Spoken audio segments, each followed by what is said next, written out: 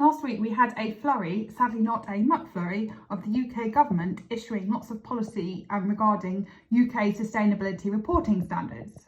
There's been a lot of talk about the UK sustainability reporting. What will be required, what sort of framework, how will it be structured, when will it be enforced, if at all, and so it's quite a poignant moment the last few days for UK sustainability reporting. If this is your patch, then I'm going to go through in more detail now what the key points are regarding the new framework, terms of reference, sustainability standards.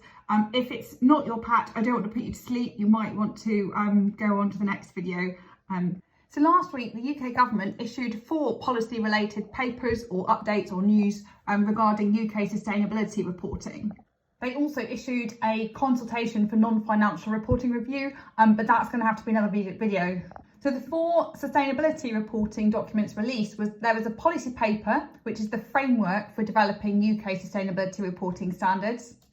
And this is it here. This is the actual detail of it, because the first page is a summary. The second thing was a UK Sustainability Reporting Standards Guidance Update, and that guidance update is in light of the framework that I've just shown you. They also issued Sustainability Disclosure Requirements Implementation Updates. This is how and when and what the sort of thing they're going to require for disclosure, and this is the actual document here.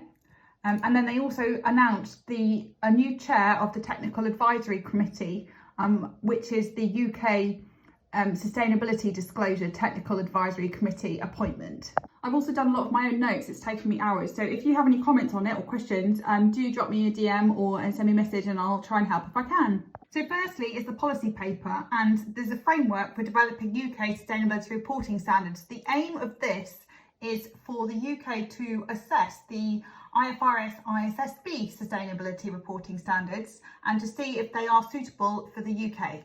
And if they are suitable or if they need to have any amendments. So it firstly covers a brief overview that the IFRS has created the International Sustainability Standards Board, or ISSB, and issued their first standards last summer, June 2024, which was S1 General Requirements for Disclosure of Sustainability Related Financial Information, and S2 Climate Related Disclosures. And please note these are voluntary, so they're not in a legal framework of any jurisdiction, which is the whole reason behind this policy paper for deciding should we incorporate them into UK reporting and or UK law. So here it is here, I literally have summarised it.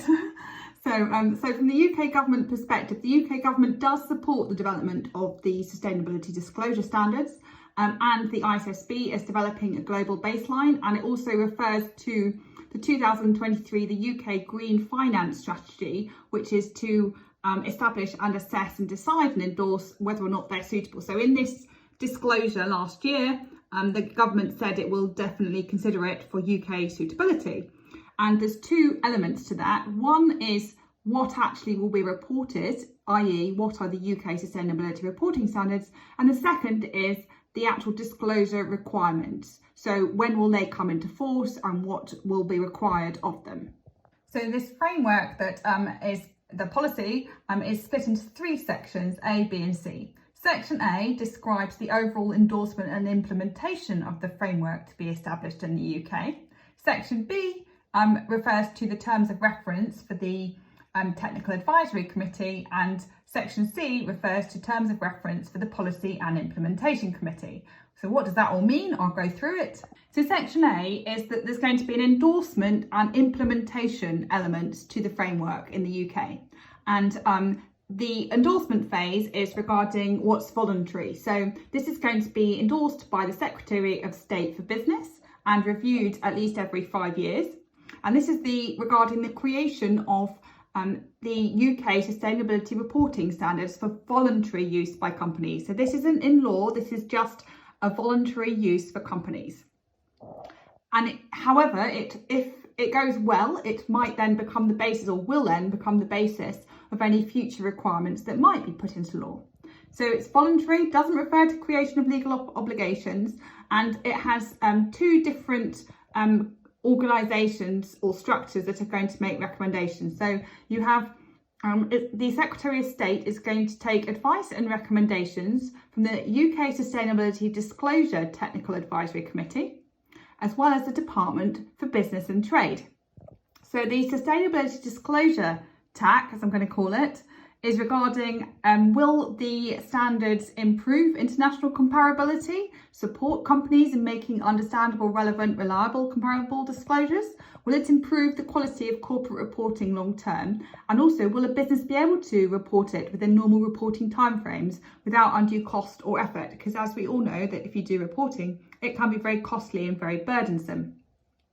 The second element of recommendations from the DBT, as I'm going to call it, is, oh, there's a spelling mistake. Will the standards be conducive, DUIC, that doesn't look right, to UK economic growth, international competitiveness, and considering costs and benefits of compliance? And also, will it be suitable for UK domestic legislation and regulation? Because so many regulations, we need to do tweaks to this and that, or repeal this and then add a new something or other of that in Parliament. And then both of these committees or departments will recommend insertions that the UK government would prefer to not modify the ISSB if possible, because I guess otherwise it's constantly extra work and extra review, extra requirements. But if necessary, and if for the UK benefit long-term public good, then it will obviously consider changes and modifications to the standards.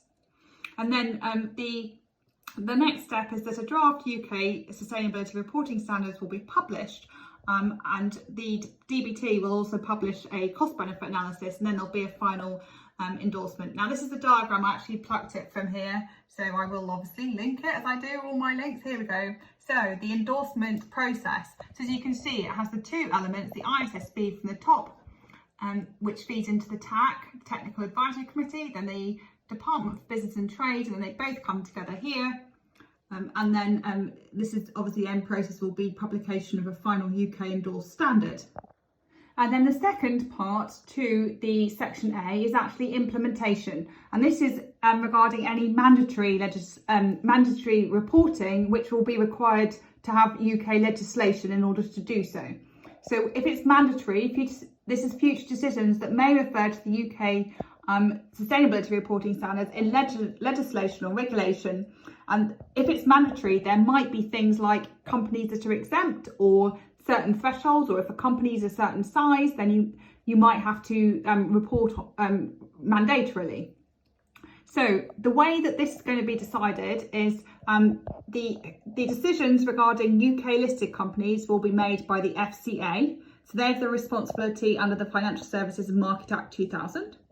And for other UK like non-listed registered companies, and that will be the responsibility of the government to decide if firms will be required to have mandatory legislation. So the consideration types of things will be regarding exemptions if it's mandatory, as I've already just mentioned, company size or type, any future requirements, and also the time frame to implement. And then also in this implementation phase, as it's legal, mandatory, and there'll also be involvement with the UK Sustainability Disclosure Policy and Implementation Committee, or PIC. This is established by the UK government that will coordinate the DBT and the FCA implementation decisions. So I hope you've not gone to sleep. Section B is regarding terms of reference for the TAC. I promise you we're near the end for this paper. This is terms of reference for the TAC, Technical Advisory Committee. So it just explains that who will be in the membership group, the chair, the members, voting rights, transparency, the duties. They need to consult stakeholders, companies, investors, ISSB standard setters, and Department of Trade may provide extra information that must be considered. And then section C is the terms of reference for Policy and Implementation Committee. And this includes other government departments such as Treasury, Department for Energy, Security and Net Zero, Environment, Food and Rural Affairs, Department for Work and Pensions, Bank of England, FCA, FRC, UK Endorsement Board, a lot of acronyms, and also their duties must be confidential and transparent. So the second out of the four guidances the UK government published, the UK Sustainability Reporting Standards, they actually published this last August 2023. However, they made an update because of the issuance of the same day of this reporting framework. So I've had a quick look at it, and it just refers to the fact that it now adds in about the Technical Advisory Committee, the purpose and the operations, and the Policy and Implementation Committee, or PIC, the members and the coordination and the roles. So the third of the publications, I think the fourth one actually will probably be a separate video because it's getting quite long now. I'm sure I'm almost falling asleep, even if you're not. There's a new chair of the Technical Advisory Committee was appointed, as it has explained this here.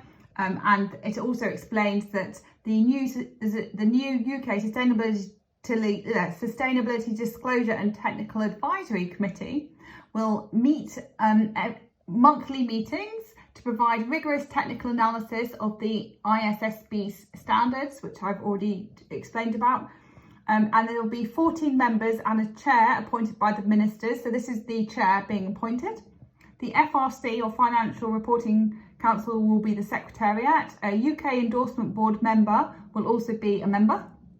And observers with speaking rights, the Bank of England, the Department for Treasury, Department for Trade and the FCA.